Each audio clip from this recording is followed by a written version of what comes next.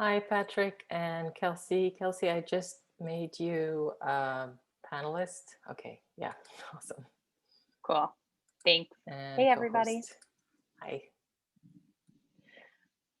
Well, I did not bring nearly as much pizzazz as Ryan.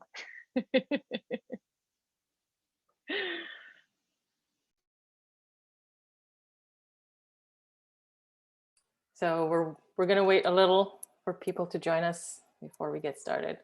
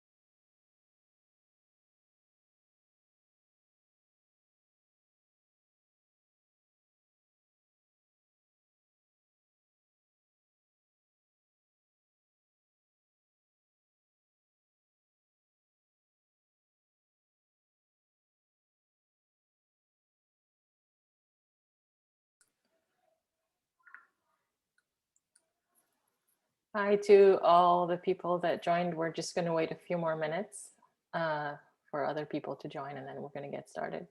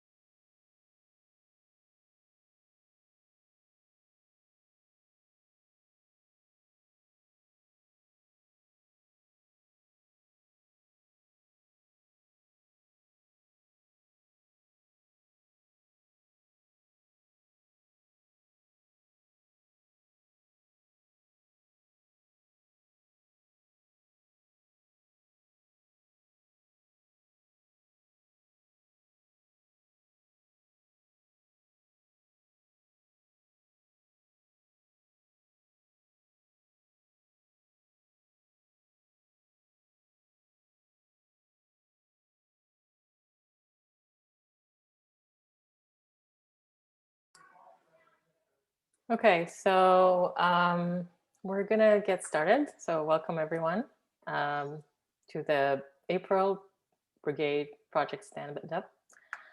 Before we start, I want to remind everyone that we're abiding by the Code for America, Code of Conduct that I'm gonna share here. Oops, I'm gonna share it to everyone, just a second. So I just shared it in the chat, and just reminding everyone to be respectful, listen as much as you speak, and assume best intentions. This session is being recorded. I might switch to everyone being panelists because we're kind of a small group right now. In that case, I will remind you that we are being recorded, and if you don't want to be recorded, please turn off your video. Um, okay, so we are going to start with our first speaker, Dan, who All right. is, yeah, you can introduce yourself, I guess. Sure. All right, Yeah. go ahead. Hi, everyone. I'm Dan Carmody. I come from the Code 4 SF Brigade. And the project I'm going to be presenting tonight, and I can start screen share, is, I guess, titled Police Trends. It's all about exploring and looking at trends in police spending, mostly police budgets. This was a project that emerged out of conversations last summer around police spending. And in those discussions, one of the things we realized was that, well, we didn't really have a good idea of how much was spent on police or city budgets in general. And that in order to have a good conversation, kind of one of the starting points is to have some knowledge of what the breakdown of a city budget, how much of a city's budget goes into their police, how has it changed and evolved over time, and are there ways we can tell whether it's effective, whether that spending makes sense. And this is the project that emerged. I'll walk through the page that we have. This is currently live at policetrends.org. It is an active project, so if you go there and explore, I'm sure you'll find little UI issues and all that. If feel free, as if you take time to go look at this, definitely send commentary to me, DM on the brigade Slack, however you want. Now, and maybe to start off, the goal of this project was not necessarily to kind of advocate for a particular solution, but mostly trying to get the data, present it in a way that makes sense and is intuitive, and lowers the barriers to people understanding their city's budget, understanding police spending, and offers up ways to get involved and be active. That was our intention. So the page kind of has, or like the project has two main sections to it. The part that kind of where we started early on, trying to understand the city's budget in general and how police fits into that. So first of all, I guess the homepage here has a drop down with two cities in it. Our expansionary plans are to make this modular and allow for other cities to add in their information. Hopefully we can make this in a way where, with the data in the right format, right, budget data, police data, we could plug it in and get the same kind of presentation. Right now we have San Francisco and Oakland, so I'll pick San Francisco. We have a balanced budget section. This is a place sort of where we started, where in this you can essentially, and actually let me reset. So in this, we have the city's budget broken down into, I think it's about 7 different high-level categories. We have, starting with community health, we give a description of what departments fall under this high-level category, and where those funds go to. And then you can toggle this and set how much you might decide to put into that budget category. Move on to the next one. So we have culture and recreation. Again, you can kind of set this value. You can see what culture and recreation actually goes to, what Academy of Science, Arts Commission, various museums and libraries. You can work your way through this and then, or skip to the overview. In the overview, you can see these 7 categories and still set these little dials here about how much you might choose to, money you might choose to put into these categories. Little tool tips, so public protection, for instance, is the one where we have sheriff, police, fire department. And then in the end, compare to actual budget, where you can then see this is how much in red the city of San Francisco. San Francisco is a little unique. It's both city and county, but how much San Francisco puts into these different categories, and how your assessment might compare. Our goal with creating this balanced budget tool was to hopefully get people to start to think about the categories the city is spending money on and how much money goes into each of these different categories, to try to get a sense of the scale involved, the numbers that we're talking about. And also to see how a city's values, in a sense, are kind of represented in this budgetary breakdown. And that's this tool, kind of one that we first started with. And then we have this project was driven by the data science group at Code for SF. And so one of our intentions was to do data analysis and data visualization, which we represent in this Explore Trends page. And here, again, we have drop downs, so you can switch between San Francisco and Oakland. And here, this is where we kind of present some, again, high level stats, some trends, some analysis in general for both cities. And I'll go through both of them real quickly. We can see the average total budget over the last, in the case of San Francisco, that's the data set that we found to work with. So $8.7 billion on average over the last 20 years, with an average spent on police of about 400 million. We have, again, a section on budget overview and a little map here, a tree map, in which you can see we've broken down into these 7 different categories. Public protection is the one that police is in, so we can zip in here and see what percentage, both, if I go back, how much of the city's budget goes into public protection and how much of public protection budget goes into the police. And even go into the police and see, well, more than 50% of that goes into patrol. Go down further, we have some graphs about trends, how the amount that SF has been spending on police over time, over the last, about 20 years. And again, this data set that we had here went up to 2017. We can certainly supplement it. And then the third section that we have for both San Francisco and Oakland is whatever stats we're able to find from police use of force. In this case, SF provided stats based off of the type of force, like firearm, physical control, strike, and then trends over the last couple of years, and then also a racial breakdown. And we try to pull some stats out of that to present and highlight.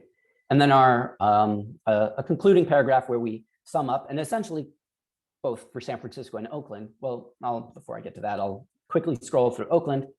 And again, this is one of the areas where we are open to expanding, collaborating to get other cities involved and get their data in here.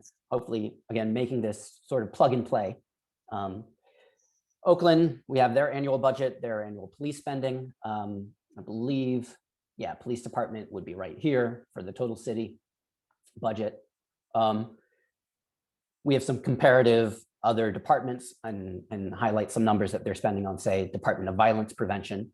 There's a lot of the analysis that's very specific to cities, depending on what data you find and what you have access to and how they handle their budget. We again have similar trends. It's a different set of years as compared to San Francisco because we're working with different data. And then we also have some population breakdowns, both within the police department staff versus Oakland population. And again, Oakland has kind of some different stats available on use of force. In this case, we have stats relating to different levels of force. Level 1 being something kind of more serious, for instance, including any use of force resulting in death. Level 4 being the least serious, including intentional pointing of a firearm. We display these trends. And again, we highlight some stats on the use of force broken down by race or ethnicity, and again, highlight some of those high level numbers. And in general, our conclusions kind of for both San Francisco and Oakland, what we present in this final paragraph, is something to the effect of spending on police has definitely risen over the last whatever number of years we're looking at for either one of these cities. The use of force statistics that we have show a trend in the right direction, meaning like less use of force. Within those use of force statistics, the Black population is overrepresented compared to their representation in the overall population. These are the stats, these are the numbers we're presenting, and then each one of these things we try to include a little bit about what's happening with the new budget, what's the direction the city is trying to take, and then this call to action where we currently are giving information about how to find your local representative, how to attend public meetings, when are upcoming elections. And these are the stats, or these are the calls to action that we have, and we're trying to facilitate reaching out to the appropriate people. All of the data sources that we have are also highlighted down here, and I think even on the, I believe on the, yeah, on this page, the home page as well. So that's, yeah, that's our project in a nutshell. Excited for people to go, again, policetrends.org, go use it, figure out issues with it and let us know. And also, you know, if you're interested in collaborating, trying to figure out how to make this modular and expand to other cities. Hopefully it's just a matter of getting the data in the right format, plugging in, and we get the same kind of presentation, same kind of story. But that's what we're aiming for. This is awesome. I have questions, but I'm going to first see if other people have questions. I am going to just make everyone panelists. I don't know if I can do that like all at once, or do I have to? Let me see. This is my first webinar hosting, so I'm still kind of getting familiar. Oh, yeah, nice. Patrick had a comment about the comparative focus that we have over time and place. And I think that's so much of what we were aiming for was just realizing that these numbers we're talking about need context, whether that context is comparing over time or that context is comparing to other line items in the city budget or other places.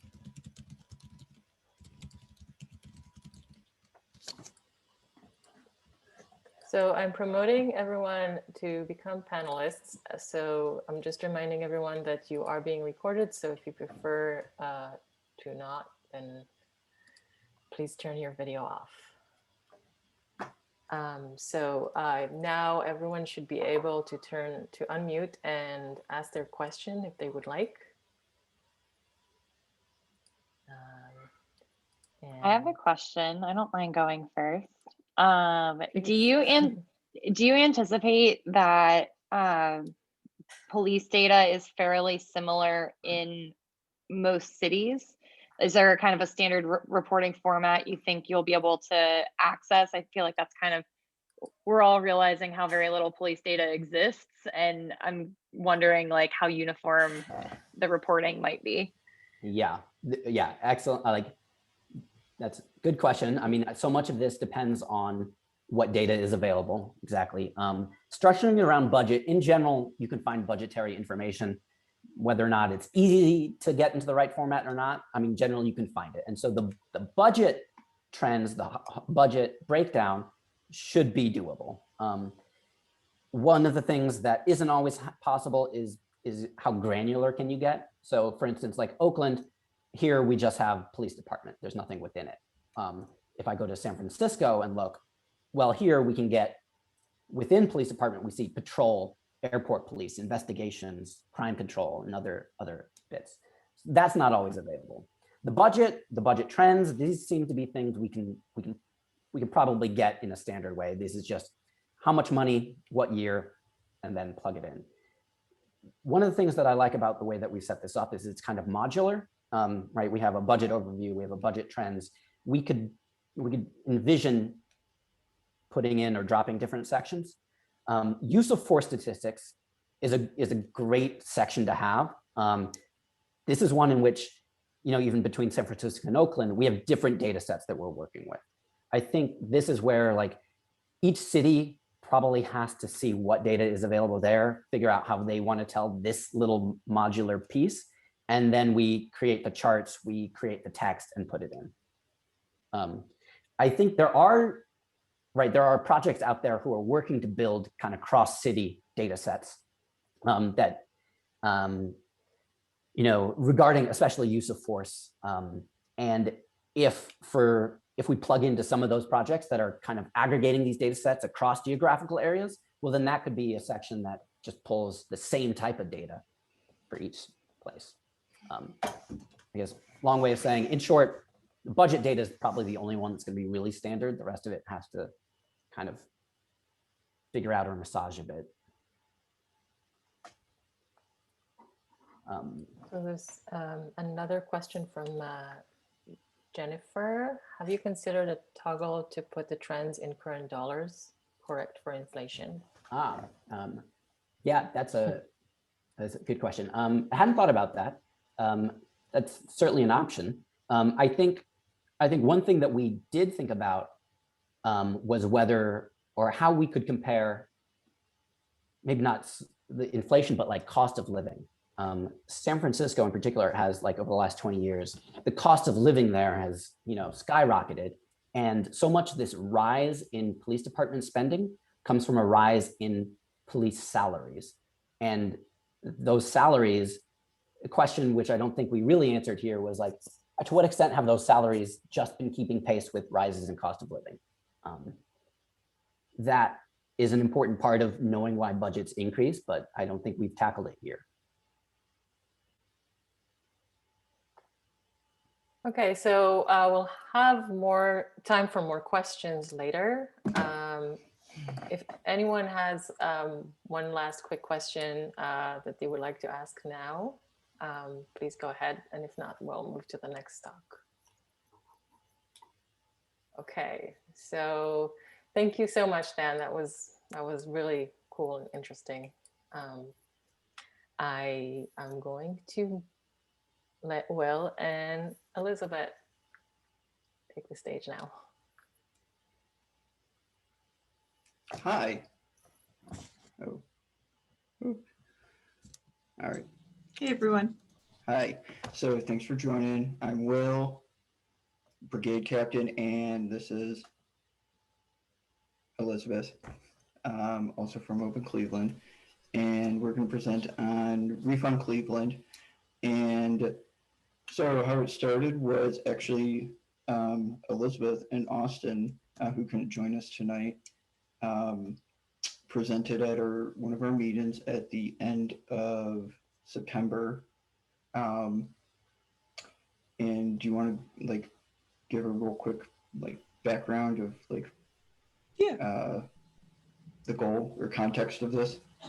Sure. So this initiative was kind of been on the back burner for a while. And when, we had all of the, all of the protests and kind of calls for reconsideration of budgetary priorities that came with, the BLM protests last summer, it came back to the forefront. So this has been something, Will mentioned Austin, this has been something that Austin has been, kind of privately nurturing for a while. He reached out to our local BLM chapter, who got us in touch because I had been signed up through them. And then together we approached Will to kind of discuss what made sense from like a technology and community standpoint of how do we pull this together and, kind of teach people about the budget process in Cleveland, because Cleveland has a very opaque and closed door process for making the city budget and passing the city budget. And then also, like, how do we give people the ability to provide feedback in a process that doesn't really have a feedback loop? There's really not any public city council meetings. There's really not any town halls or anything where, the mayor and city council ask for feedback from the general public about, what they're doing with the budget. So that's kind of where it came from, how it came to be. And then, Will has really helped us kind of breathe life into it. Yeah. For context, our budget is, the city of Cleveland's budget is on a annual basis, but it is first proposed at the beginning of March. And as Liz mentioned, back in the fall, we knew that this upcoming city budget would be released by the mayor in early fall, or excuse me, not in early fall, in early March. And even though we have city council meetings on a weekly basis, there's no opportunity for the public to comment at such meetings. So through our website, refundcleveland.com, which I'm going to walk through in just a moment, we will provide the opportunity to show, okay, here's what our current spending is, and also give the opportunity for someone to prioritize of what they would like their spending to be. So I'm going to walk through a little bit of what the website looks like. Make sure I'm on the right window. There we go.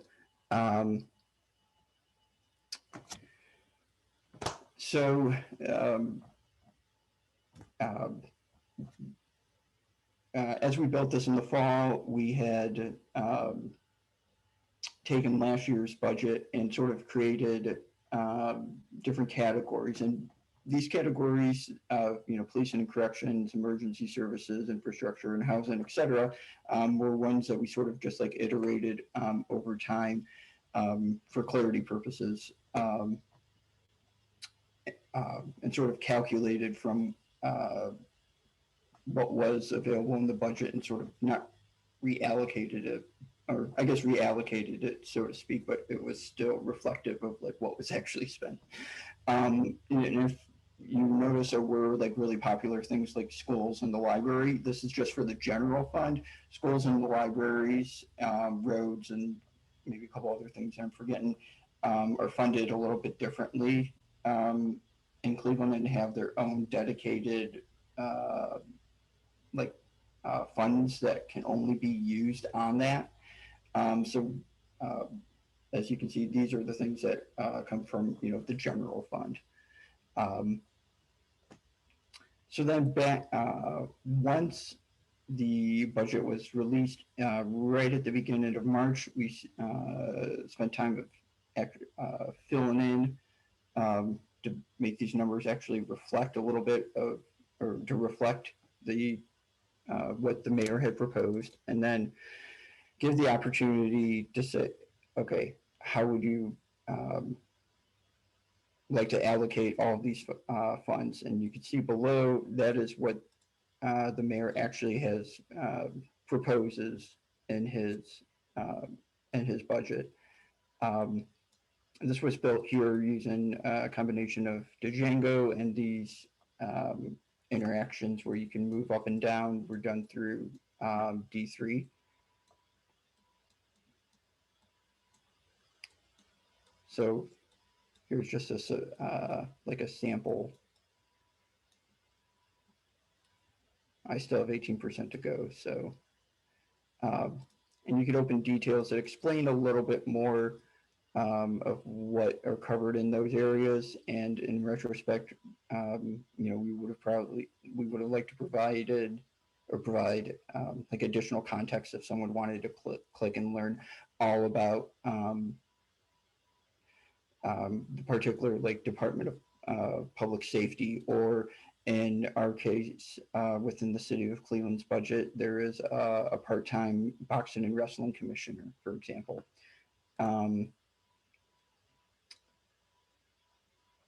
So you could submit your budget, and then here we wanted to directly provide that second feedback loop that Liz had mentioned of given, lowering the barrier for a resident to contact their local council person, which there's 17 within the city of Cleveland. None are at large. They're all geographically based. And if a person doesn't know like their particular council person, using a geocoder from Google, we put in an address. So for example, I'm just going to put one in, and it'll fill in automatically like what ward that you belong to, and an email address. And not everyone has an email address, but this is something that we were sort of like thinking about before, because we wanted to store as little information as possible. We didn't want to like store people's personal addresses at all. So we sort of compromised and just also use the email, an email address. And the email address is also useful because you'll get your results back of what you submitted once you submit your budget. So you can view your budget submission now and then be able to share it like on social media using either like, Twitter or Facebook. And then also below, we say, okay, here's your council person, and give them a sort of like a templated letter of what they should, or of what they could include in like a email or letter to their council person.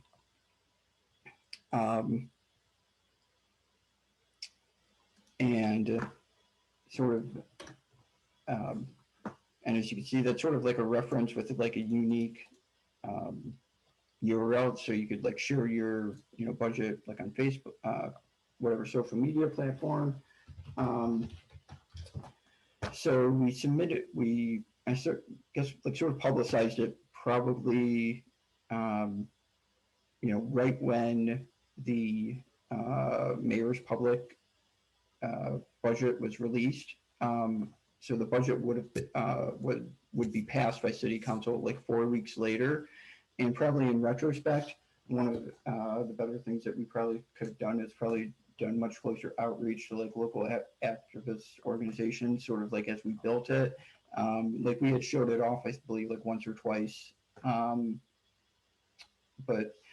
during that process of building it from like, the early fall to, late February, we probably could have had a lot more like participatory, like iterative process, and also focus much earlier on like sharing and spreading the word, about it. And ideally, in a non-pandemic world, we would have liked to get a lot more outreach, like in person as well. So those who may not directly, obviously, have a computer, which is like 25% of like the Cleveland City population, that they would be able to complete this. So sort of like what the results that we had from this were about 150 submissions. And we did get a feature written up like in our local alt weekly, the Cleveland Scene, which was like a nice, win for us. And that is, I believe, sort of about it. Oh, and I should mention that the code is available on GitHub, github.com/Oakland/Cleveland/Refund Cleveland. And I guess real quick too is like a technical background. We, as I mentioned, did Django to build the website, D3 to do the visualizations. Postgres uses the results for each of those budgetary submissions are done into a Postgres database, and then we use Mailgun to send out the emails, and Heroku to host it. Do you have anything else you'd like to add, Liz? This was probably built, I should say, probably by a team of probably about 6 to 7 of us, and all but 2 were new to Open Cleveland, which was really exciting. I have nothing to add. Will, I think you did a great job kind of showcasing the site and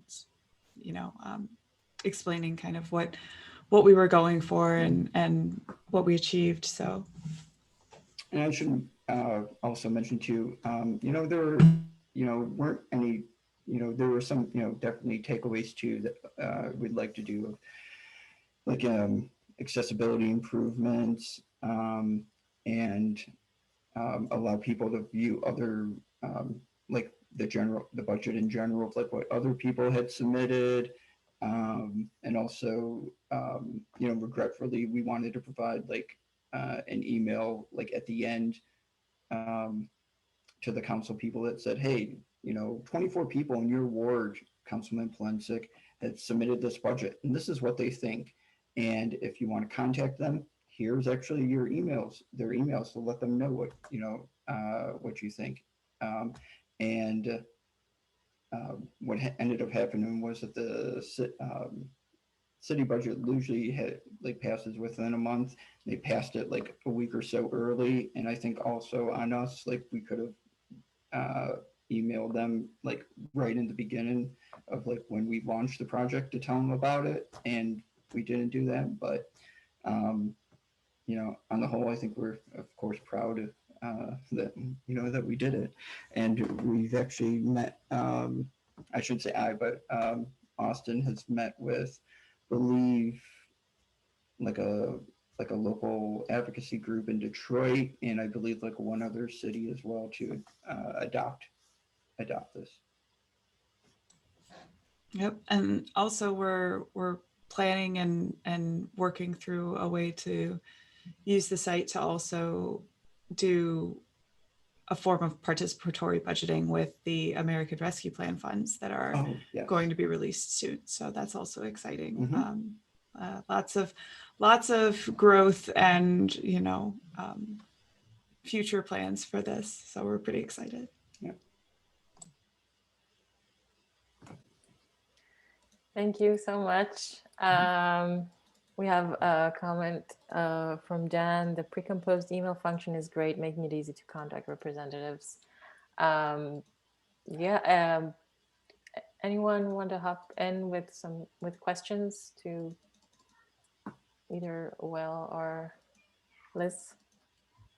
You can either raise your hand, put it in the chat, or just start speaking.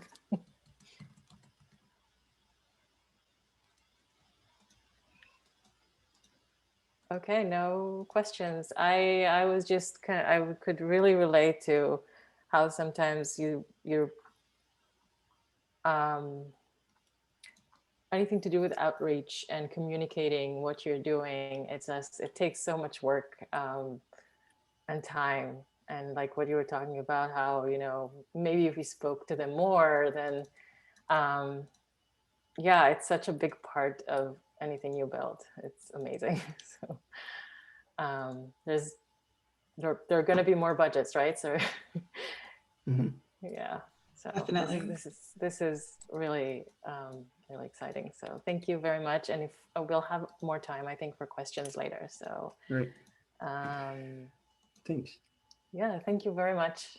We're going to move to our next talk. Ryan and Kelsey. Hello, I'm Ryan. I'm the brigade captain for Coaching for New Orleans, and we're going to talk to you about the Big Easy budget game tonight.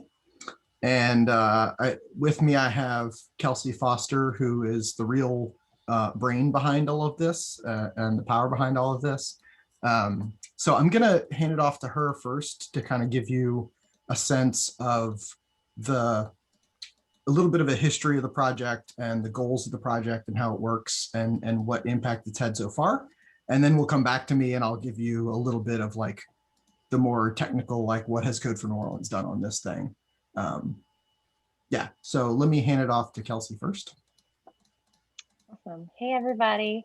Very exciting to hear about all this good stuff going on in Cleveland. I had the chance to come up for the Sunlight Foundation Transparency Camp many years ago, so maybe some familiar faces. I, for many years, worked for a nonprofit organization called the Committee for a Better New Orleans, where I led their public finance campaign. I'm now on the board of directors for that organization, moved along a couple years ago, but still care very much about this project, and I'm excited to tell you all about it.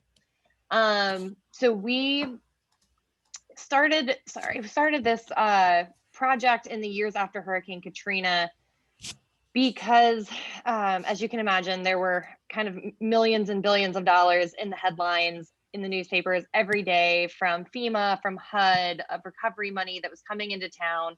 But most New Orleanians don't have a bank account. They don't have a checking account. They're cash basis. About at the time, about a third of our city was cash basis only, unbanked or underbanked. And so to have these really complex conversations about public finance, and especially in recovery mode, right, when there's so many major decisions being made, was really hard. We also live in a city and in a state with a very long history of distrusting government that is, quite frankly, pretty well earned.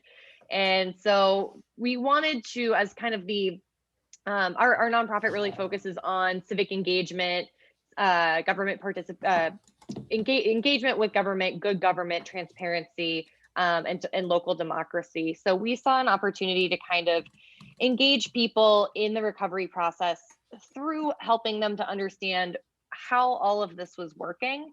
The year we launched our game was actually also the year our former mayor was indicted on 26 charges of embezzlement and corruption. So it came at a really good time for us. Those feelings that people have just naturally as New Orleanians, that you can't trust government, you can't trust money, they had extra sharp teeth at that time.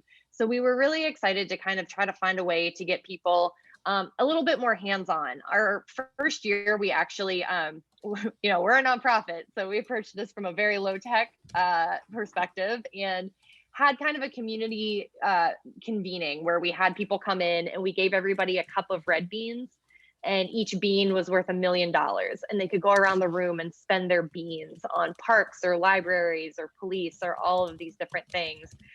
It was really fun. We had a huge turnout from new people who, our Latino population increased 5 times after Katrina, with people who came to help us rebuild. So we had New Orleanians, we had people who'd been there for generations and just moved home.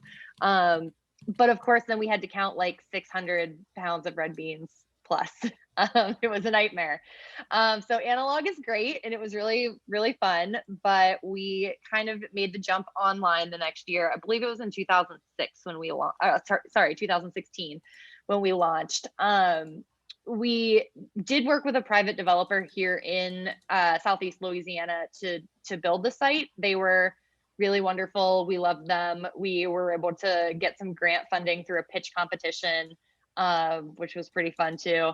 So I want to show y'all a little bit of the site. I also just want to say I loved the kind of email function of the Refund Cleveland site. One thing we do struggle with a little bit is our kind of login. We specifically asked people to create an account to get into the site because we knew government was not going to be incredibly excited about having a lot more input into their budget. We wanted to be able to kind of say, this was one control on our data. This is one way that we were ensuring that it was relatively clean, that people aren't going in and playing 20 times and skewing data, which you actually can do. It'll just overwrite your budget each time. So we have an English and a Spanish version. We'll take a look at English. We have both video and written instructions because some people are video people and some people are reading people. And then this is what our site looks like. We don't have one built out for 2021 just yet. So usually there's a little bit more pictures, graphics that go along with it. But we show people kind of what our total budget is. In 2019, it was a $702 million. This is just discretionary local funds. So anything that is FEMA, federal, state, restricted funding doesn't show up here. And that's kind of one of the things we're learning about as we're, playing the game with folks. So each department looks like this. Normally there's a nice picture here. We show you what the department received last year, what our relatively arbitrary minimum is, because we know from our red bean game that people will give exactly $0 to the prison and the police. And while that is a legitimate social statement, it is not incredibly helpful when it comes to kind of the realities of budgeting, especially here in New Orleans, where our police and prison are both under federal consent decree, and that funding is mandatory, and that hurts. It sucks a lot of our money away from us, and it's something we want. It's part of that civic education that we want people to have through the site. And then we also show them the other funds, which are those federal and state sources that are already dedicated. So folks can add, they can take away. There's a short blurb explaining what the department does.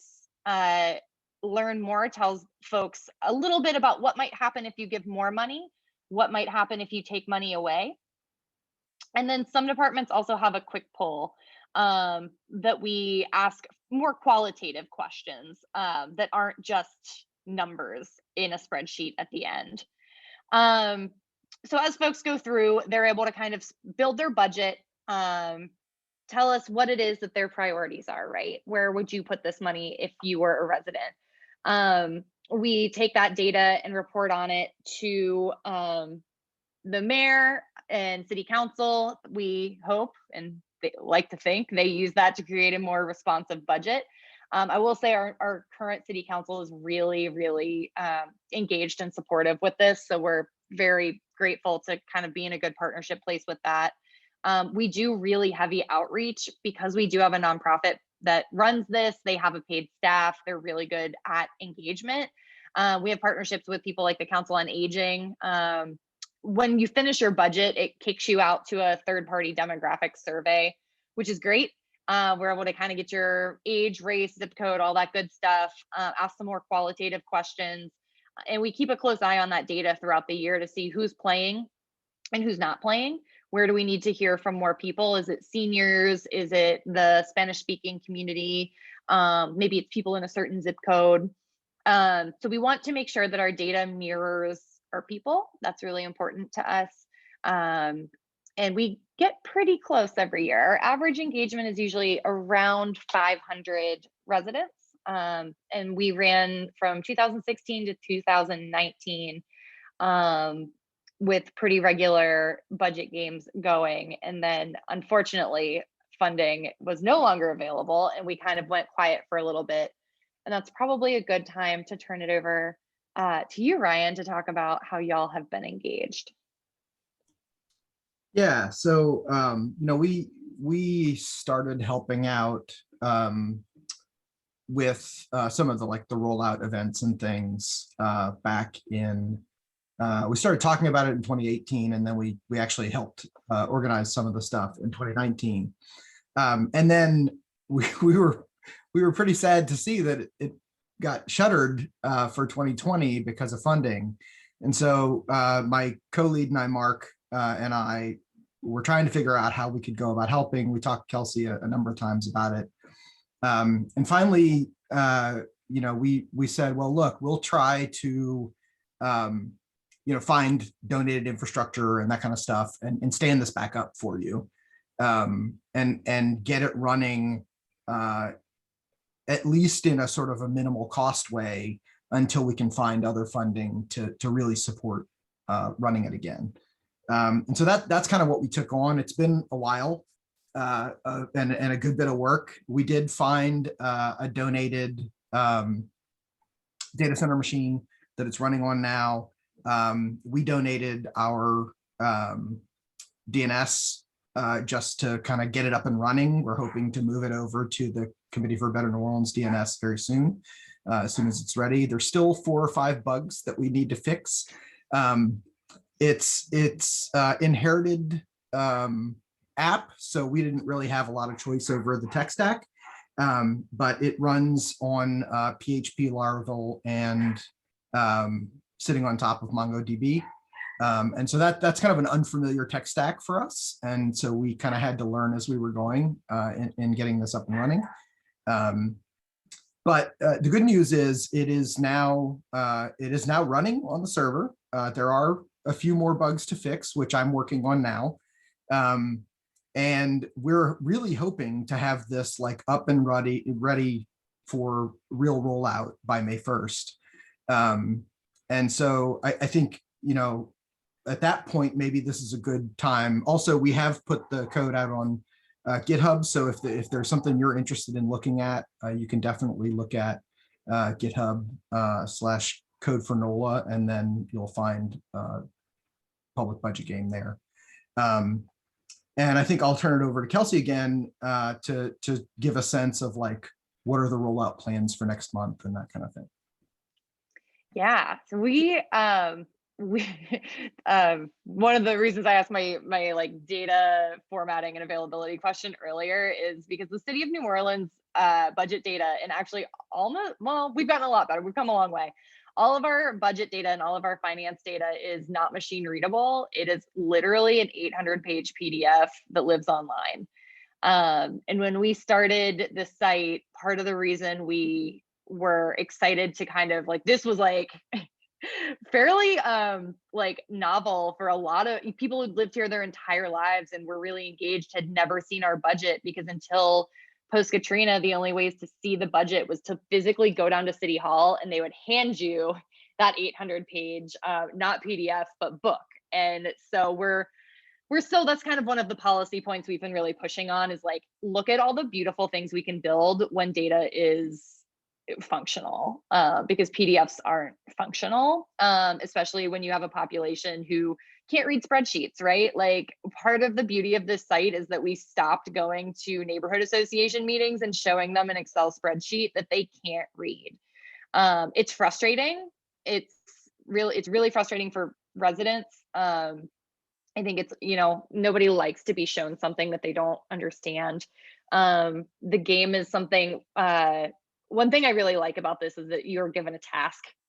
There's a submit button. We call it a game, which is a total lie. You don't win anything and no one loses, but it's a lot less scary than, you know, any other kind of like finance words we could put in there. So for next month, we are hoping to manually enter our budget data because that is how we have to do this, until something changes. We'll put our pretty pictures back in, and then we roll this out with a huge network of partners and the city council. So that means a lot. Our first probably 100 to 150 players when we launch happen immediately. They're engaged people, and they tend to be younger, whiter, and more college educated than the average New Orleanian. So the rest of that year is kind of spent making sure that we're going to, we literally go to grocery stores, and our first launch in partnership with Code for New Orleans was actually at a bar, which was really fun. We had happy hour with the city councilman in that district.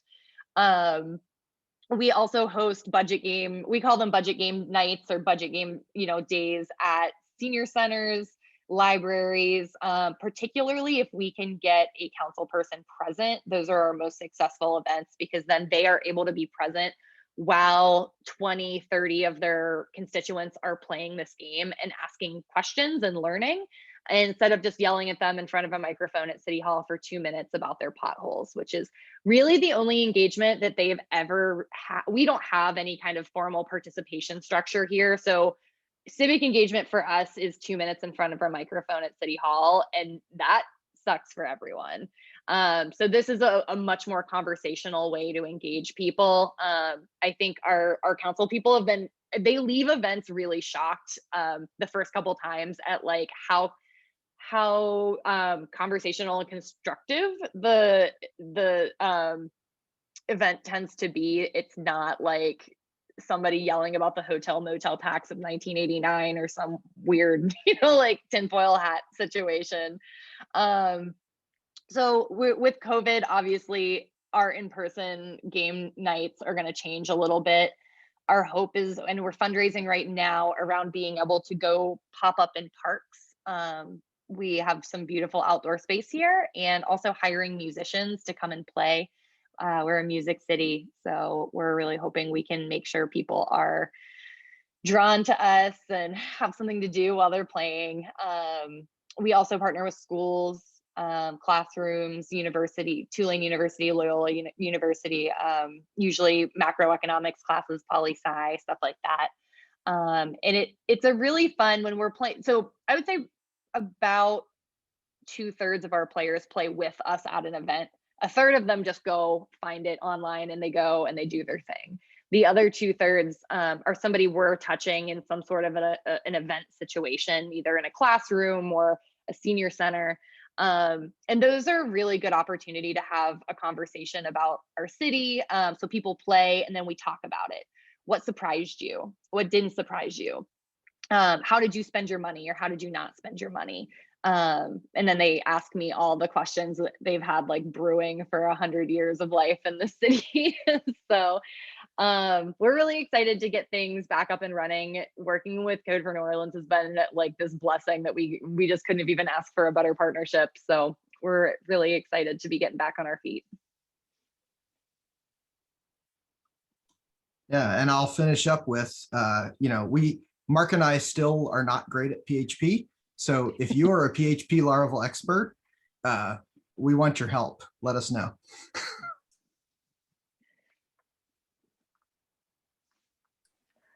Thank you very much. This is awesome. Making things playful. Yeah, we need more of that. Any questions from anyone here?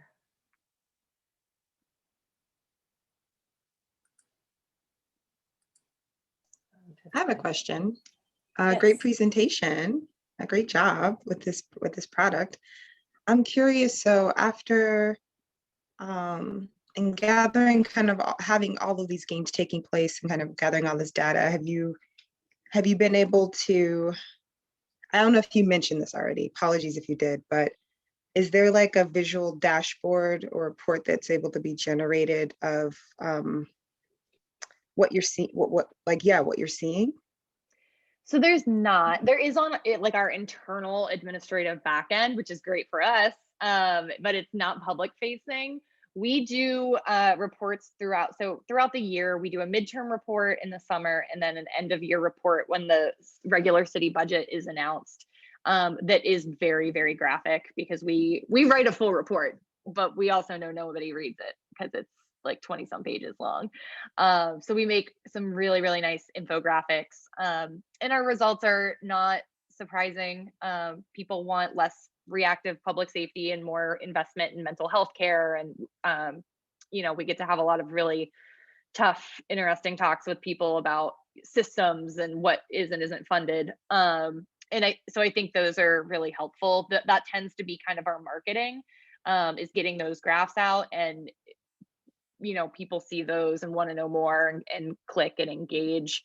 But unfortunately, right now, there is not any kind of like a easily auto-generated kind of graph of results. Thank you.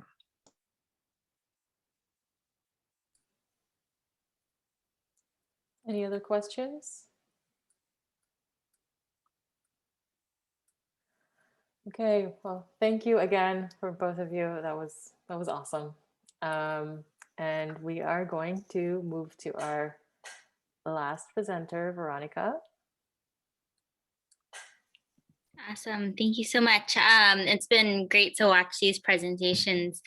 So thanks so much to everyone who's presented. I have less of a presentation and more just kind of wanted to discuss some of the uses of kind of open data projects and how they apply to the priority action area constructs that we have, that we've employed and delved into as a network over the last couple of years.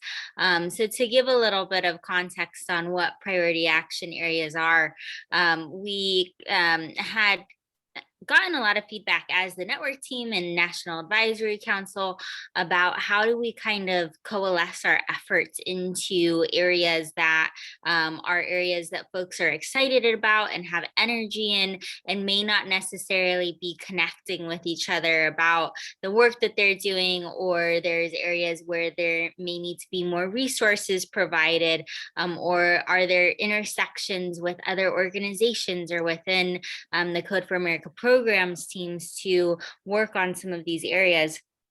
So we went into a large kind of process to figure out what areas were folks most excited about and how could we provide some resources in those areas. So in 2020 was the first year that we kind of started in this priority action area concept, and focused on 4 priority action areas, which were in rapid response, creating pathways for record clearance, voting rights, as well as court notifications. And so those were the 4 kind of areas that we decided we wanted to put a lot of our focus. And so as the rapid response priority action area really came into development through COVID-19, one of the questions that came up as the rise in the racial justice movement, or at least the awareness among a lot of the country became greater, was how do we kind of make an impact as a network? And this was a tricky conversation, because we know kind of where our skills are, and we also want to make sure that we're supporting the work of organizations that have been doing this for centuries, and make sure that we actually play to our strengths rather than trying to delve into areas that aren't really our strong points. And so through that, we decided to add a set of project canvases around how could we be impactful in this area. And I'm going to share my screen here. Are you able to give me permission to share my screen? Thanks.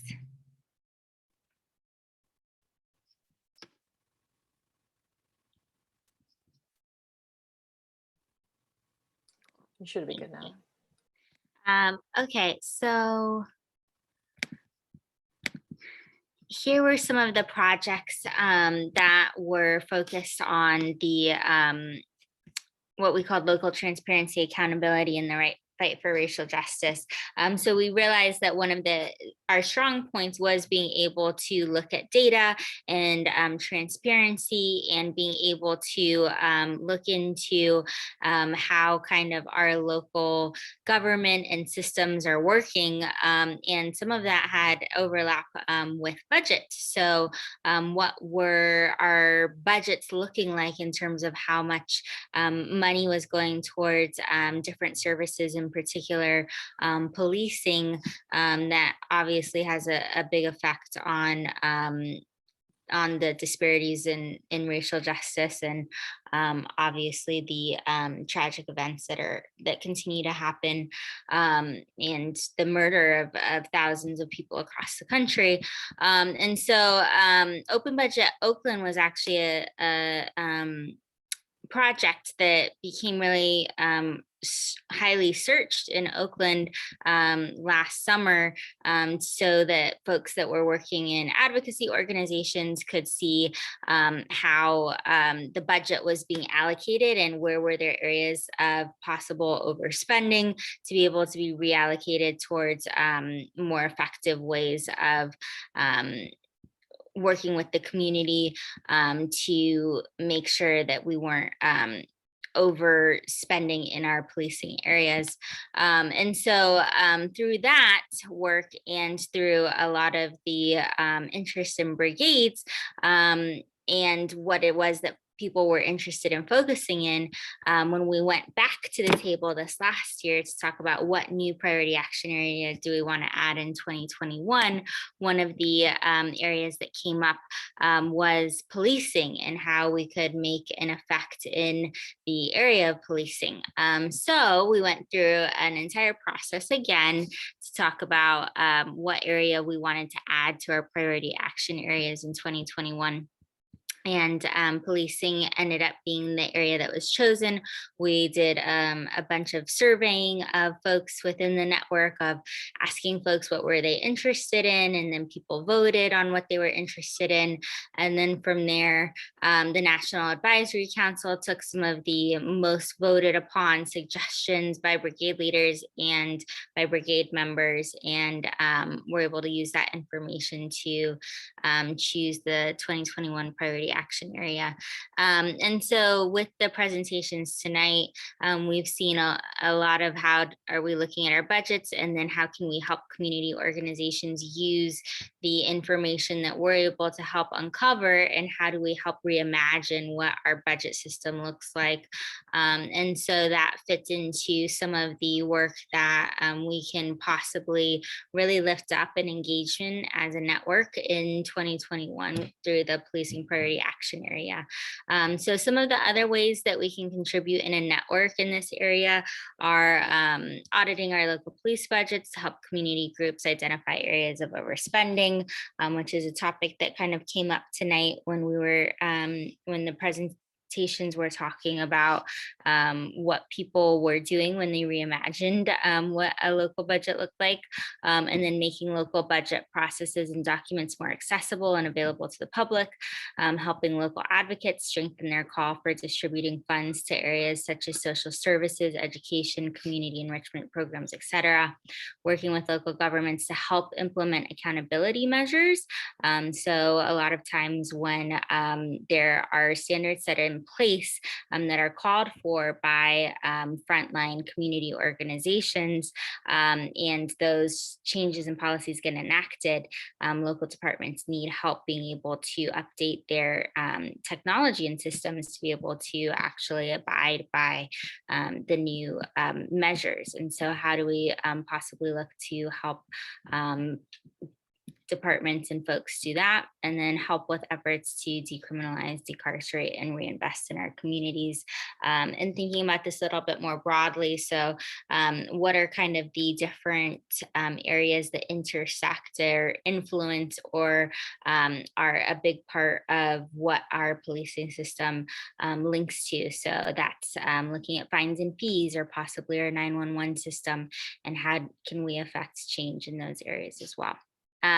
So anyways, just wanted to use this opportunity to highlight the fact that these budgeting projects are amazing products within themselves, and also have possible uses, these projects or similar projects, in some of our priority action area work through the ways that I just walked through and mentioned, and would welcome any questions about that.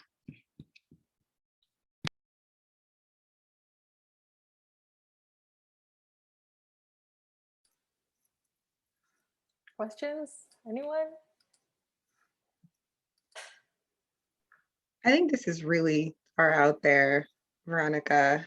But okay, I'll just say it. I'm curious about, I think that what I'm finding fascinating about the themes of kind of having open budgeting, and I think I love where you're taking the conversation, like, how do we envision being able to continue that civic engagement for folks who are wanting to feel that level of trust and also maybe feel that level of empowerment.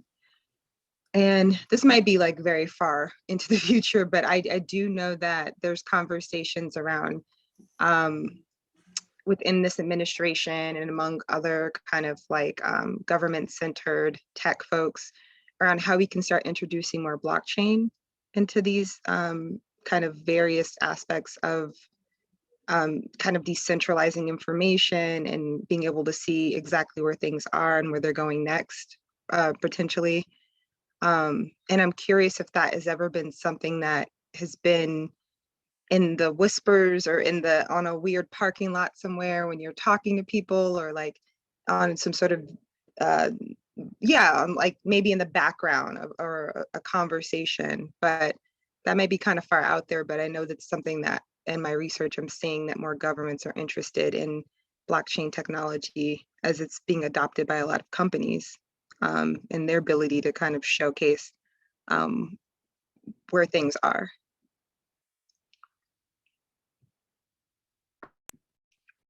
Yeah, I think that's a really interesting question. I would say that I have not encountered those conversations. However, I am very far removed from a lot of technical aspects of things, and so I don't know if I would be the right person to kind of ask about that. I'm curious if anybody in the group is familiar with these conversations.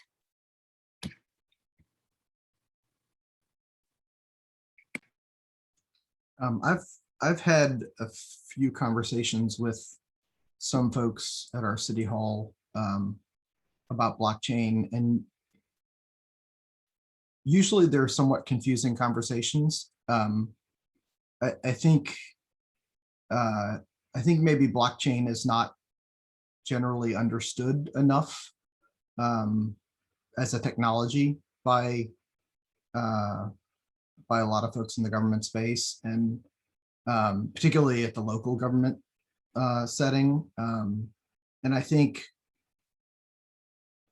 like any technology, it's a tool. And so if it's the right tool for the job you're trying to do, then it's a very good thing. And if it's not the right tool for the job you're trying to do, then it actually creates a bunch of complication that you don't need. And so I think like trying to help city government technologists parse that out actually takes a fairly large amount of work to do.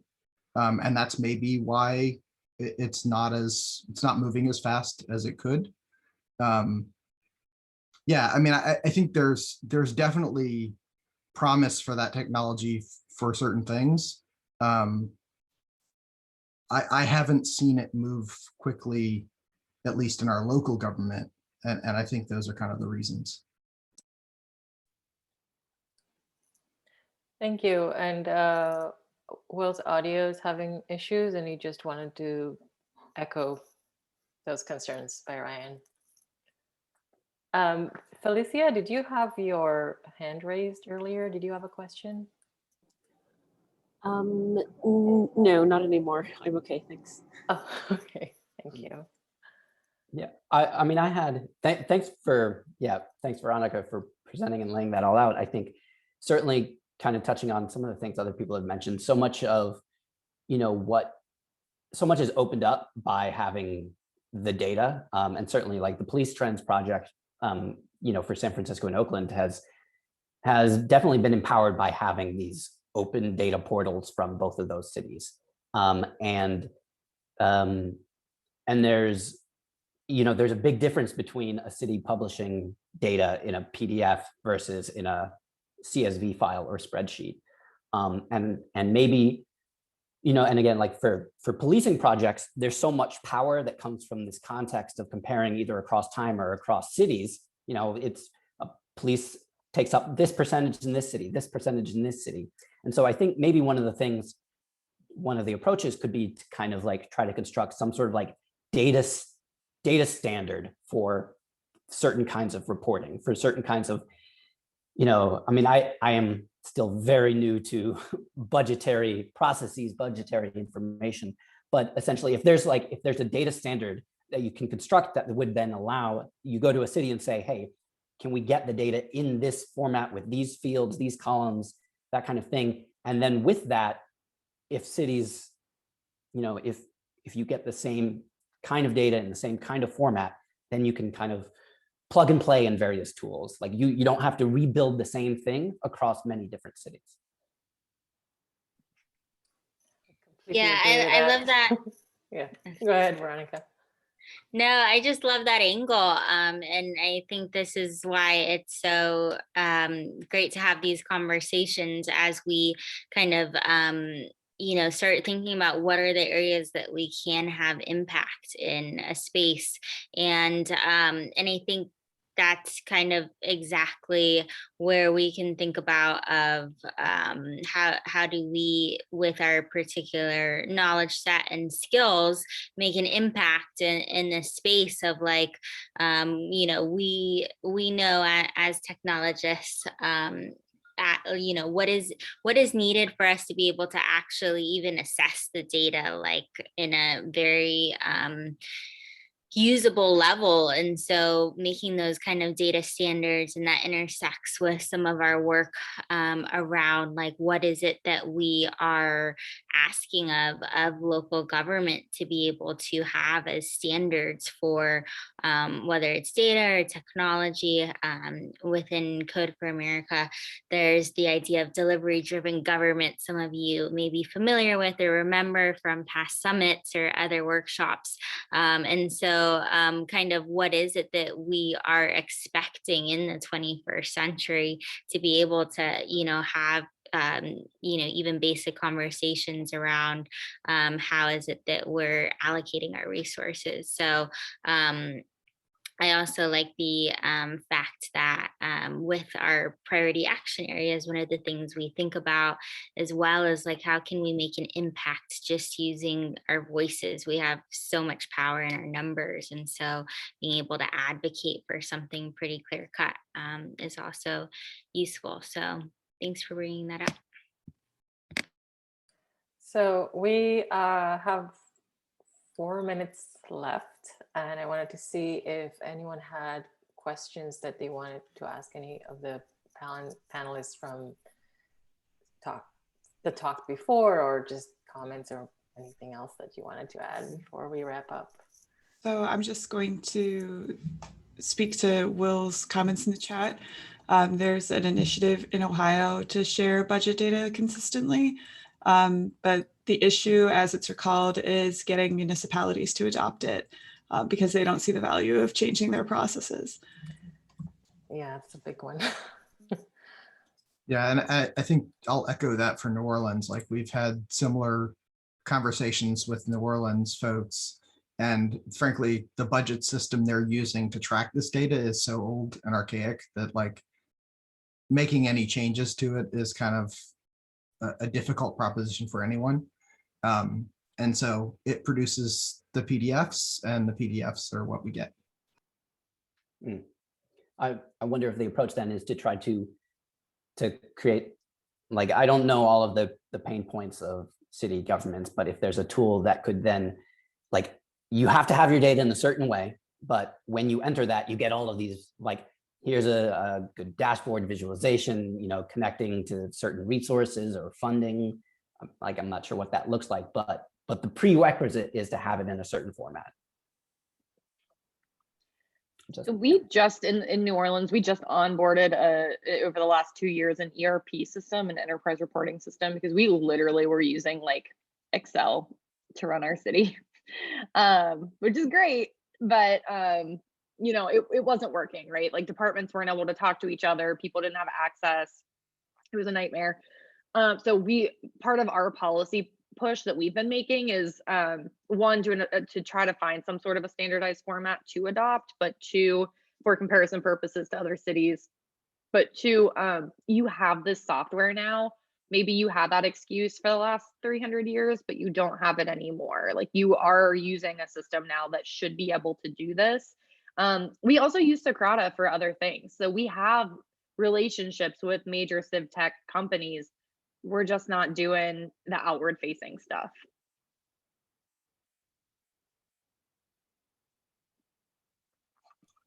Yeah, so there's hope, but it's not there at this point. Yeah, there's a lot. I feel like there's a lot to catch up for government, and you know, it's moving so fast, and they're so behind, and it's just it's a tricky one for sure. Yeah, so I unless we have any other last comments or questions, and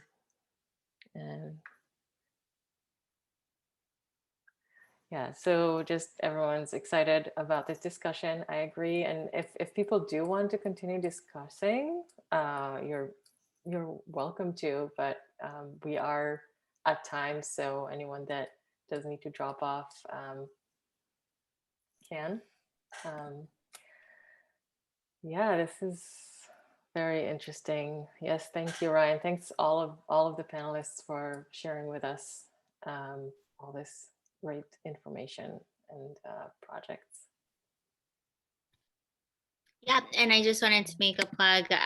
We probably won't be getting a ton of work spread up in the policing priority action area in the very near future, but there is a Slack channel, policing-PAA, or is it PA?